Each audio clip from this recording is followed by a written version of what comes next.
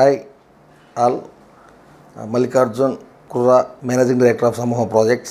My career started in 2004 in real estate, Hyderabad. Almost 18 years career-లో ఎన్నో up and డౌన్లు ఒడిదుడుకులు ఎదుర్కొన్నాము. ఇప్పటివరకు 50 layouts complete చేయగలిగాం.